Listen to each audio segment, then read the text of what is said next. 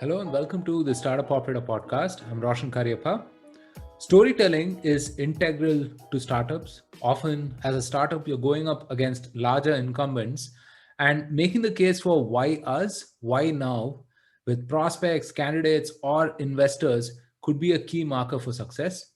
My guest today knows a thing or two about this. Akriti Bhargava founded Boring Brands about 10 years ago. It was a brand and PR agency. And she worked with a bunch of interesting startups on problems related to brand and so on. She's now the co founder of Viziki, which is a SaaS platform that is pioneering what Akriti calls data driven PR. In this conversation, we spoke about storytelling for startups, about democratizing reach for brands, uh, pivoting from an agency to running a SaaS platform, and of course, the various nuances of running a fast growing startup. This was an interesting conversation, and I'm sure you'll like it. Hi, Akriti. Welcome to the Startup Operator podcast. Thank you so much for making the time. Thank you so much for having me. Yeah, really looking forward to an exciting conversation. So maybe to begin things, could you take us through your founding story with Viziki? Yes, I think the story really started with my first venture, which is called Boring Brands. And Boring Brands was not a company; it was a promise. It was sort of saying that let's create a zone for PR for startups. This happened in 2009, and you can imagine 2009 was Flipkart was still selling books. So it was a time when startups was not a recognized word. So that's the place where we started, and we said, let's fill up the gap. Let's get, globally, startups were becoming unicorns. And in India, we were still struggling to understand startups. We said, let's move that. And in that process, we worked with many, I think 300 plus companies, but we did not end up working with 700 odd companies, right? Or even more. Must have met thousands of founders. Look at the profile of the founders, Roshan. One founder was based out of Allahabad, which is also my hometown, and he was trying to remake the PC, and nobody was wanting to listen to the story. I had a company from Patna that was into Bitcoin. We couldn't work with them again. Now, not because we did not want to work with them, we actually wanted to work with them and get their story out, but more because there is a limited work that a services company can do without automation. And that's the starting point of Viziki. And if I were to just say it in one word, I think we are trying to help everybody get their story out, get visibility in the right place so that it helps their business outcomes. That's what we started with, and I think that's how Viziki SaaS PR really came about. Right. Yeah. So you essentially wanted to scale your service beyond the people that you served, right? And you sort of productized it, you could say, right? No, I think two things there. One was, yes, we wanted to productize it, and we believed a lot in data. Like I said, I worked with several hundreds of founders. Some of them, this breed of founders, they actually love to look at data. And PR is a space where we suddenly have no data. It's an art. But I come from, there are several inflection points in my life. One is that from a small town, I entered SRCC, and I was very, I love numbers and I wanted to become an actuary. And I said that, statistics and everything. But somehow something happened and I went to MICA. That was the second inflection point. I learned how you can create stories with data, and there's a full picture you can draw. It's not just about the story, it's also about how you position it, how you do several things. And the third thing is that I went to Naukri.com, and that's where I learned that storytelling and PR can actually contribute to top line. So Right. these inflection points is where I started Boring Brands, and that's converted into Viziki. During the time Boring Brands, we worked with several founders. They wanted to look at data. They wanted to look at several points in news analytics. And I think at somewhere in 2012, 13, 14, Facebook and Twitter became really popular. But Facebook and Twitter do not contribute to trust the way a story does. And digitization of information gateways, our press publications has become a huge reality over the last 5-6 years. A podcast like yours, it just helps everybody like me tell a story. What are we doing? How can we contribute to the change in this world? Several things have happened. Newsletters have happened. Places like your story have happened, and I think this just enables this influx of publications. This is just the right juncture where Viziki was truly becoming a reality in our heads. Now, I think we've just been about 2 years in existence since we launched the product. We did our PMF after that, and we kind of figured our ICP, we've been moving. But yes, just the right time to, the digital transformation happening in the industry and layering that and getting PR its way into digital transformation now. Right, very interesting. You started up in entirely different circumstances in 2009, right? And I wonder if you can just compare starting up in 2009 versus starting up in, let's say, 2018 or 2019. We'll delve into some of the ecosystem nuances later in the conversation, but a few things that come to mind. Okay, so first I said startups wasn't really a word in 2009. Flipkart was still, and 2011 is the time when Flipkart really became the hot scene, and people started saying that starting up and being an entrepreneur is a real career choice that people can make. So in our time, everything was expected to be services. I come from a business family, so I always had that feeling that we can build on our own. So yes, that is one difference today. Entrepreneurship is a career choice.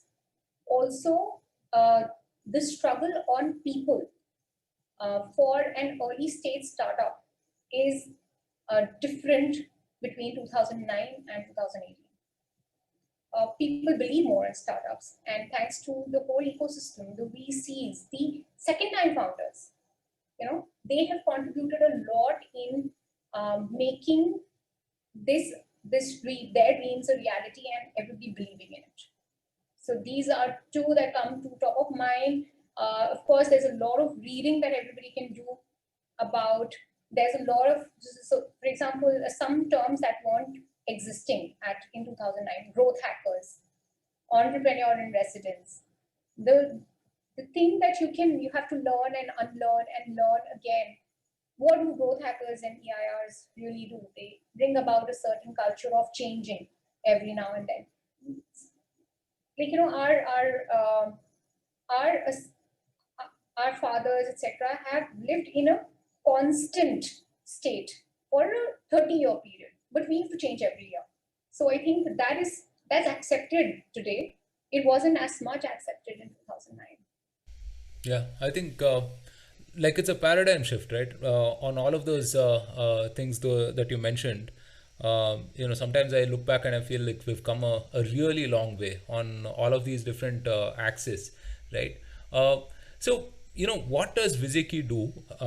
What are some popular use cases that you serve? Okay, so Viziki is a PR SaaS company. Now that doesn't say anything.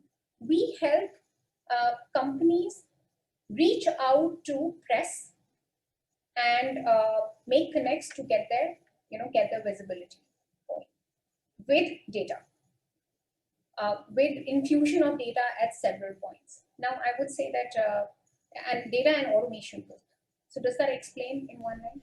Right. So if I understand correctly, you have a platform of data, basically journalists on one side and founders on the other side, and then you have automation in between to connect these two, right, in a very data-driven format, right? So they can automate their pitch and track their engagement and build relationships and so on, right? Right.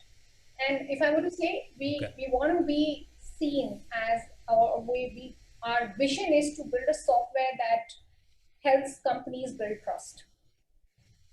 Okay, and when we think of trust, Right. it is all about external communications, talking to all your stakeholders. So that's where we are getting to. So if for a company today they want workflow in PR, they want to have an orderly manner in reaching out to journalists, tracking their campaigns with journalists and press and influencers. Influencers, when I say it's mostly to press right now, and seeing how it impacts in the space of news. with news analytics, that's what we're able to do the software. Interesting. Yeah, very interesting. So you're also pioneering what you call data-driven PR, right? And we spoke briefly about how it's different from the conventional mindset of PR as an art and so on, right? So how is this different? If you can elaborate on that, and what are some opportunities that you're seeing in this data-driven PR as such? Like I said, the genesis of this happened because we were working with a lot of founders and they wanted data. But more importantly, there is a culture shift that is happening across the globe. Everything that was okay as an art in the in the previous to previous decade, I think it is becoming more data oriented now, right? The shift is largely about being able to contribute to meaningful decision making, and helping companies really leverage and have boardroom conversations which can change or which can help build perception of the company. There is a huge shift in narrative. Small examples here. Today, the world is far more inclusive. Today, the world is far more flat. Today, the world is sustainable. We all talk about sustainability, okay? And yet, and most of this news, the seriousness of the news, seriousness of this narrative comes from news. You tell me if you actually believe anything you see on Twitter or Facebook or WhatsApp. Shouldn't even Right. get there, right? Yeah. But you trust news, right? It's because somebody has validated. You know that the information must have been validated twice by a reporter. That's the minimum times that a Reuters reporter has to validate the article or the news that they are going out with. Nobody gives a dime for any tweet, right? So this is a proper space where companies can talk about and create trust. So, Right. yeah. This episode is brought to you by Mulya. You want to move fast? Sure. But without breaking things? Now that's a hard ask. The thing is, once you have some base of users and customers, you just cannot afford to risk quality. So how do the likes of Cred, Swiggy and Curefit, some of India's fastest growing startups, ship at lightning pace and delight their users and customers? Simple, they're working with Mulya as a strategic quality partner. Mulya is India's most talented and passionate community of testers. They've helped prevent thousands of bugs and regression issues. So, as a CTO or a product owner, if you want to reduce tech debt, especially while you scale, do check out Mulya.com. I've interviewed Mulya's founder and CEO Pradeep on the podcast earlier, and we spoke about how startups can improve quality while scaling and things to that effect. You should definitely check it out. I'll link to it in the description below. Now back to your regular programming. Right. Couple of things I want to pick up on, right? So one is that startups usually tend to deprioritize PR and stuff like that. They think that, these are stuff that, bigger companies do later in their journey, right? Because the ROI is not direct often, right? And, it's very fuzzy and there's very little you can't put that on an Excel sheet. Let's put it that way, right? So, any reason why they should prioritize PR early in their journey? Okay, for every 10 startups, one succeeds. Okay, for every 10 companies that do PR, one takes it seriously. If you're talking to your stakeholders from day one, it's a priority. See, customers you will talk to through marketing, you spend a lot of money, right? But companies that are built for 25 years, they talk to all stakeholders from day one. That is what comms business is really about. I'll give you a very good, interesting information here. I spoke to a person in the top 5 IT companies across the world. And, their marketing, I do not know. But how much was their comms budget for the year? $200 million. Wow. Just the comms budget? Their comms budget. Okay. Comms is talking to so many stakeholders. And they were spending a lot on data in understanding what the narratives are, where are they attaching themselves, etc. Where are we making the shift happen? So this is going to be really important in future. People will care. I think Gen Z, millennials care a lot about what is a company's why, and then cannot be done through marketing. And therefore, you would want to understand this deeply and no better place to start than with data, where you are today from news analytics point of view, and where you can get through analytics that can be within a software as to how how journalists, how press is reacting to your campaigns. Right. So it's a form of costly signaling, right? In some sense. Oh, I mean, perfect. yeah. So we had Rory Sutherland on the podcast some time back, and he said investing in a brand is like investment in your future, and your prospects or customers are assured of a certain amount of non-crapness, is what he said, right? So. uh, and I think, I mean, I saw that Bill Gates quote on your website also, where he said that, if I was down to my last dollar, I'd spend it all on PR. And if you look at how Bill Gates himself is viewed today versus how he was viewed in the 90s, I mean, that there's like a sea change, right? So yeah, I think it's definitely important, and it's definitely one of those things that people should prioritize before they think they should, right? Now, but it's not easy to do good PR, right? Oftentimes, I mean, people do chase vanity metrics and so on and so forth. Like, let's say, I don't know how important or whatever it is to to be covered in TechCrunch, for example, or ET here or something of that sort, versus getting covered for your product innovation or services innovation, and a client of yours talking about you and so on, right? So how would you guide startups who are looking to invest in PR? I mean, what should they be doing, and what are the things they should chase? Right. Good point you brought about signaling, right? And this starting point of any startup or any company when they want to begin their public relations as a discipline. Okay, the starting point is to understand where they are today.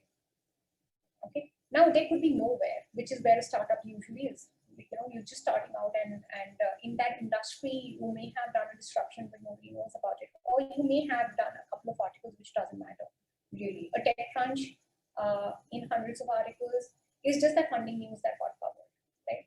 But you start at a place with the why, and you try and understand that are there other companies that are doing the same why? Okay, are you going to position between it? So signaling is Michael Porter's concept as well, right? Michael Porter said that if you are looking at your competitive set, you can say, are you competing with them on pricing, on product, or both, right? So can you figure out with some understanding of where your competitive set is and where do you want to position yourself? And that comes from that, of course, that's hard work today because the data sets to that effect are not present. But some bit of understanding can be done as a research in itself, which can be done by the founder's office if it is required, because that is required for the business. Again, it's a Yeah. boardroom discussion. Yeah.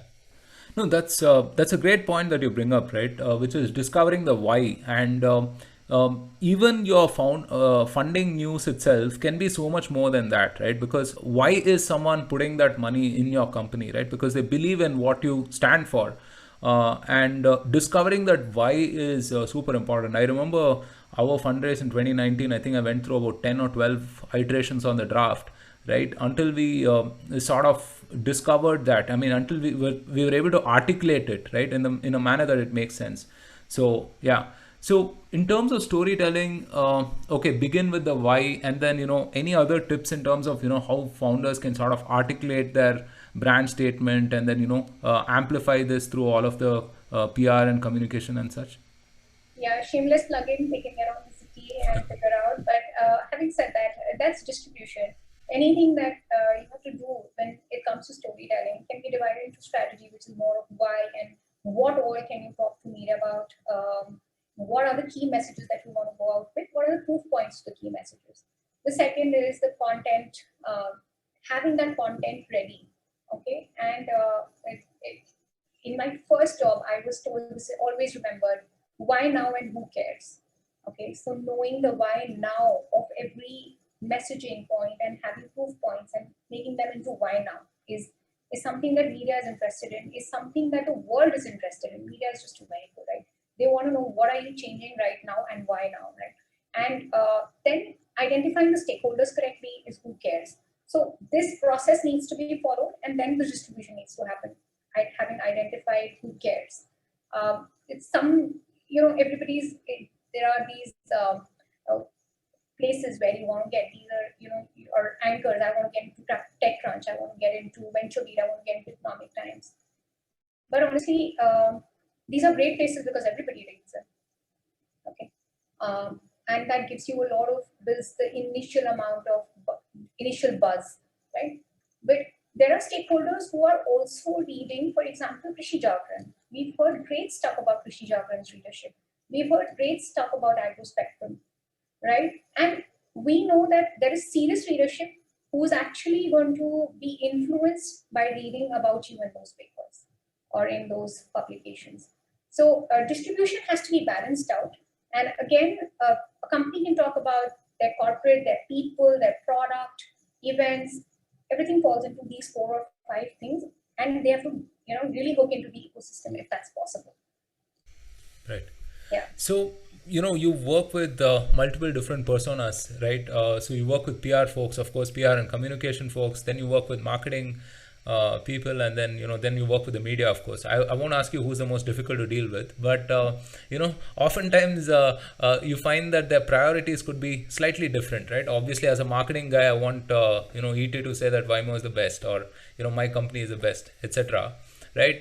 And at the same time, the journalist is looking for a scoop or looking for something interesting that would be valuable for the readers, and someone else may be looking for something else, right? So how do you align all of these priorities? It seems like a very non-trivial thing to do. Yes, and it becomes even more hard on a platform. But I want to take back and tell you a little more about the vision of Viziki, right? We not only intend to work with media, we not only intend to work with customers talking to media, we want to create a software for external communications, which means that you can talk to analytics and analysts, you can talk to academicians. Nobody's thinking about these guys. Think about it.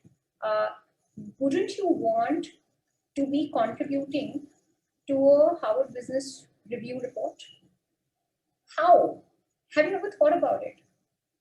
Right? And imagine the change or the shift in the perception of your company when you do a deep paper with any of the top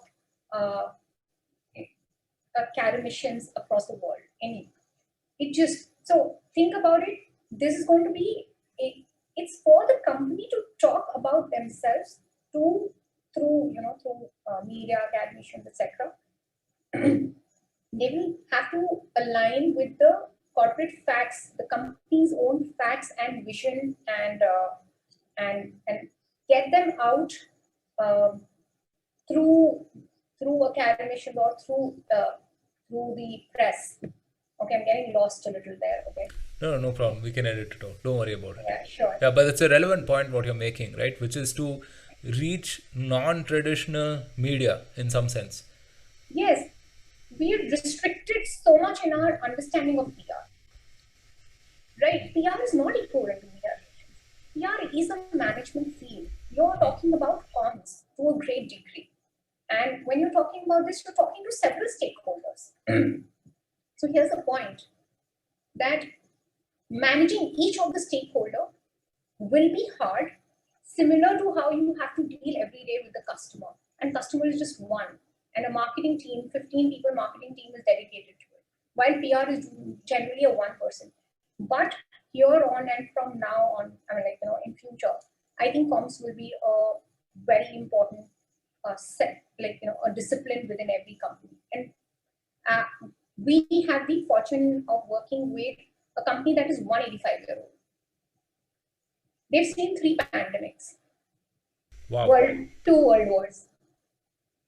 Right? Right. And when companies of that size and scale are building themselves, they build themselves for generations. So perception is built over generations. Perception is built over 20 years, 25 years. It's not built overnight. So love the fact that people love to get into TechCrunch, and most PR, agencies and PR disciplines, beat the trumpet around it. But comms is really about 25 years. It's about 20 years, and therefore we need workflows, etc., to do it as a discipline. So, Akriti, talk about Viziki Local and what you're doing with democratizing reach for brands and so on. Yes, it's important to know that your, like I said about stakeholders, it's important that reaching out, like for example in India, right? And it's very similar to how US behaves, right? So in India and US, there are clusters of media that are very localized and they have great leadership. Okay? Today, for any company, it's very hard to get there. And that's why we felt that there was a need for a product for anybody to be able to reach out anywhere. We're doing 51 cities, but you can reach out and talk to your customer audience, maybe investors in all of these towns and cities of India. So that's why we created Viziki Local product, which is more like a marketplace of sorts. The theme of Viziki Local also is like in some sense building for Bharat, right? Which is like helping the tier 2 or tier 3 cities and those businesses there out with technology and stuff. So what really excites you about that? Any stories or anecdotes that you could share about, small little known brands that you've worked with who have benefited greatly from, what you're offering them? Fantastic question. I think if you look at a lot of our startups today, they are not only one in the tier 1 cities, and with the pandemic, this opportunity is accelerated because all of us are across towns and cities. For example, we never knew that our people will, within the year of 2020, our people will be sitting across 13 cities in India, right? Now we can source, for example, one of the things we can do is we are hiring, right? So we can get talent from across these cities. It's not no longer that all of them need to be in Gurgaon. For example, this year we are looking at hiring talent from US and Netherlands as well as Allahabad. And so just imagine that you're being able to democratize and make a company reach in various cities. And also think about there are companies that are inside the cities or are working with primary, primary stakeholders who are a marketplace. For example, there's this company that enables any teacher in any tier 2, tier 3, or any town to create a whole online classroom.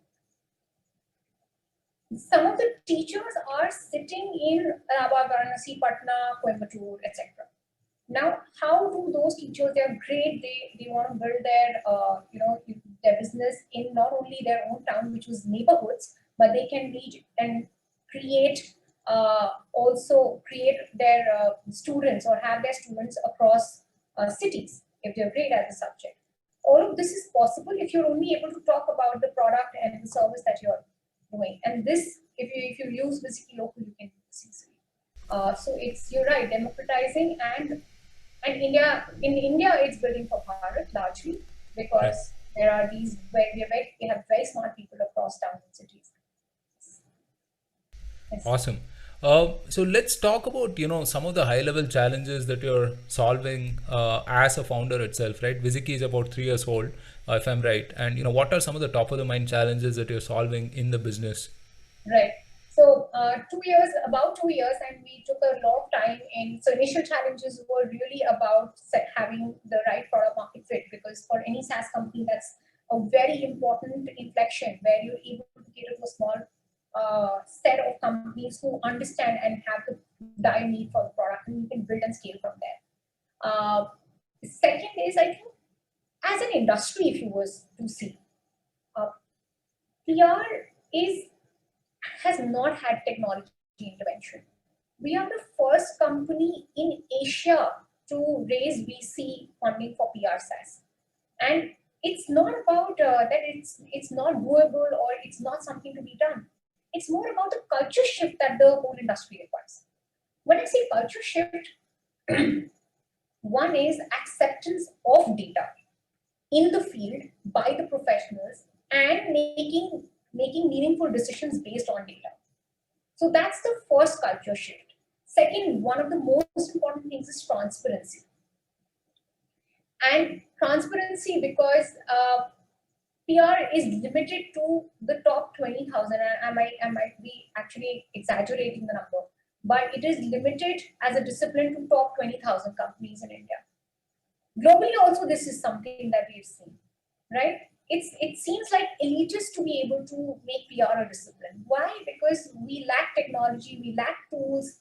It's for a founder, and you must have faced this. Where do you start?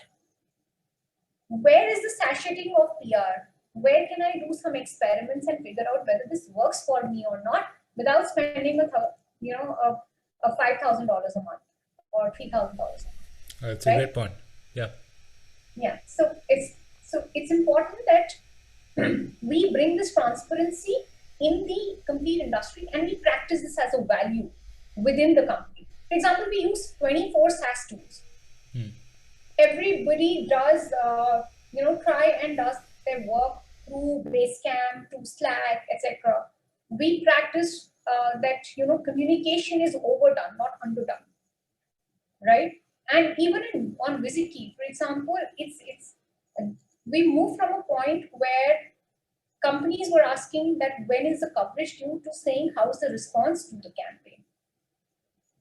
Okay, and this comes in a natural way when you are on the same dashboard and looking at the same data day in day out. And you're saying, okay, this is working and okay, this is not working. So that's, I think that's the number one challenge that we are working on, and that's a culture, not only in the industry, not only in company, but also in the industry. So I Very think, yeah. interesting. So you're trying to mirror the change that you want in your business in the industry also, and vice versa in some sense, right? With the Yes. whole data-driven approach as such. The other nuance to your role is that you're a chief operating officer, right? Not many of us do know what the day in the life of a COO is, right? So can you take us through some things of some nuances of being a COO as such? Uh, Again, Roshan, I think I play the role, and in a company that co-founders would need to evolve in the role. So it's a learning job every day. It's like you get to know some things you never had heard of. I want to say there is a lot of myth busting that happens on a day-to-day basis from assuming a role. So I've been trained as a PR professional for 16 years, and before that I studied finance. That definitely helped, right? But every day is learning, one, for the company, evolving it, and second is that knowing more things that are important at a certain stage of company. So I think two or three things that I have adapted is that I do read a lot. I kind of for every challenge there is a book out there. So if you know the challenge, you find the book. That's what I've come to, and I've read a lot over the past few years. And I think it started. I think one of the best books I have read is Rockefeller's Master the Rockefeller Habits. It has scaling. It's come with a new version as well. But that really helps in understanding what the chief operating COO's job day in day out is. But it's handling multiple roles and looking at all internal functions from finance to ops, from understanding in finance what works as SaaS metrics. And these are not hard, these are very logical numbers. They make sense if you understand, but from a distance, they look like very weird. Like, for example, the MRRs, ARRs to, if you're moving from from a background like mine, these look like, oh, retainers. No. There is a slight shift. It's very logical and it makes sense once you read up a little on it. So from MRR, ARR to retention, average retention value, etc., all of these managing churn like a metric is something that it is a discipline, right? Again, it has to be done by the company day in day out. So those are things that you go deep into and look at how operations can be aligned to objectives. And we practice OKR. I know OKR is a buzzword now, but I had a chance to read John Durr's book in 2017. That's the time I understood OKR is something really important and it helps the company align and can be done for small companies to big companies. So flowing and making those objectives flow is what a CEO does day in day out. I'm very fortunate I have a CEO who is visionary, who can look at 3 months, 6 months, 1 year, 5 years. And I have to make sure that that vision translates into every day, every week, every month. So, yes. Yeah, that's very interesting. Being able to translate all of that vision into something tangible and really make sure the trains are on time, right? So, in some sense. So, you're also part of the SaaS wave in India, and it's the community itself is very thriving, and it's building up towards something really big, right? So, I wonder if you have some thoughts on the SaaS ecosystem in India itself, and what the opportunity is like. Yes. Just adding to the last question before, I have a very interesting anecdote here. Yeah. And in India, retainers for PR run on a monthly basis, right? And they are paid, they are post-paid. And this was, like I was saying, that when you look at these numbers, DSO is a great number. Sales outstanding, daily sales outstanding. And when we had to bring about that change in the company, that you have to measure DSO, we spoke to a lot of mentors, investors, fortunate to count all InfoEdge founders as investors from the InfoEdge mafia. So, and a lot of other friends in VC ecosystem.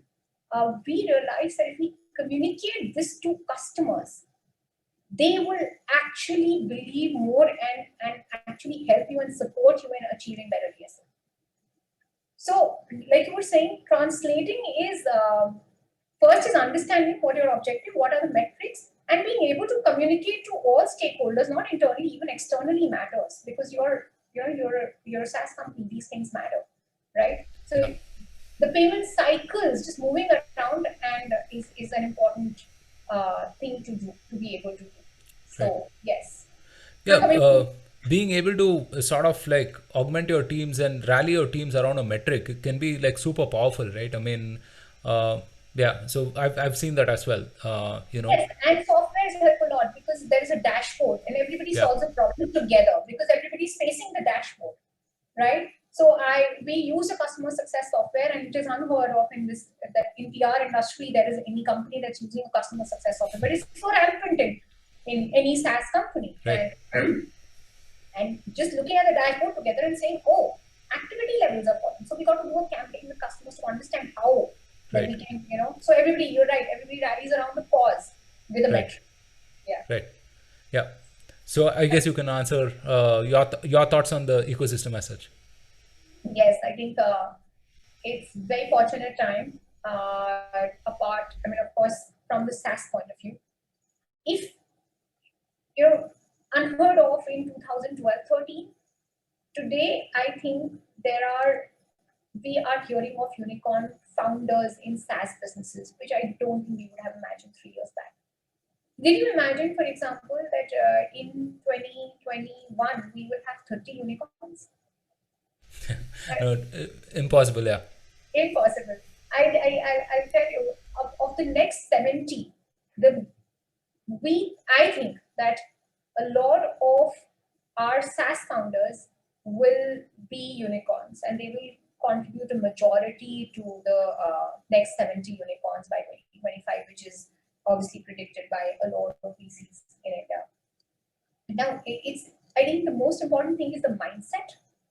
I think there's been a great shift in the mindset that Indian founders have, that they can create cross-border products that have the ability and have the not only ability, the vision to be unicorns, decacorns. More than that, bringing a real change in the ecosystem. For example, even Biziki, we know that right now we may be looking at India, but 25% of our customers have already asked for other geographies. And we know that cross-border PR will become a reality because of a software. And that's a vision we can go with, because not only because the customers are asking and we are rallying around the customer. We know other companies like Zoho, like ChargeBee have done it already. And Right. that just adds to the confidence. So, Yeah. I No, I that's- think just the fact that there is a precedence for people to do these great things, right? I mean, is such a confidence booster, aside from all of the institutional knowledge that we have in the ecosystem right now, right? So, we spoke earlier about, pivoting from boring brands to Viziki, right? And not many of them are able to do this pivot very successfully from an agency to a product company as such. What are some things that you did that set you up right, that helped you actually do this pivot very well? Again, a little bit of myth busting. A lot of companies, a lot of founders are told that if you have an agency background, you cannot run a SaaS company, or you may not be the right people. But I think all of that professional knowledge, understanding contributes to the product, and it builds a far. And India has a great servicing background, and we know how to do this. So, and as you were before the interview, you were rightly saying, I think this is a time when Indian IT service companies will have a lot of alumni starting great product companies. Having said that, it's hard. It's a huge culture shift, but I think nobody better can do it. If you have a professional background and it's contributing to product, it is great. There are a lot of new things that you have to learn, but globally, some of the best products. If you must have heard of Basecamp, right? Of course. Yeah, the whole product came from the agency that he was running in Collins, in creative agency that he was running. This is not just one example. There are rampant examples. I recently was listening to Amir Khan's podcast, and he had a company in legal that had its genesis in services. So a lot of companies have their backgrounds in agencies, and it's a great place to start. So it's not got anything to do with not being. There's no possibility of it. No, for sure. I think it's just a mindset shift also, right? And because, I mean, if you look at it, you have all of the resources, right? You have the people, then you have the domain expertise, right? And you also have the customers, because, I mean, you're already working with the potential customers that you could serve, right? So I guess, now is also that convergence of all of the things that we spoke about in terms of cloud and payments and, SaaS and whatever, that people can build these product companies, with the base of talent and with the services background that they have as well. Yeah. Right. The hard part is technology. It is hard, the product part of it. Being able to align product, the ability of the product teams to be able to align technology to the current needs and regularly changing and adapting to what the time requires. Right. That's, I think, one of the hard things, which there is also fear in people that they may not be able to do that. But it's not that hard. If you get a good product guy, and if you get a good technology guy, it works. And India has a lot of that. Yes. Of course. So, Akriti, this has been a fascinating conversation. I think many different nuances and facets that we've uncovered. Before we end the podcast, any closing thoughts in terms of, what your plans are for the future and just anything at all? Yes, I think we have a lot of plans for the future. One of the most important things that we are looking at is cross-border. Being able to help companies, global companies, seamlessly execute PR and be able to talk to their various audiences is something that we have. So 2 things there: cross-border, as well as and a software for external comms. So that is the truth. That is the mix that we're looking at, and we're building each and every day towards this vision. Fantastic. So GTM and new product development in some sense, right? So fantastic. All the best for all the things that you have upcoming, and thank you so much for being on the podcast. Roshan, thank you again for having me. It was a great conversation, and it just had so much fun talking with you. Thanks so much. Absolutely. Likewise. Thank you. Thank you so much for listening. If you liked this episode, then don't forget to subscribe to us on your favorite platform and share this episode with all of your fellow startup operators. Also, follow the Startup Operator on LinkedIn and Twitter for more updates. Stay safe, take care, and see you soon on a brand new episode of the Startup Operator.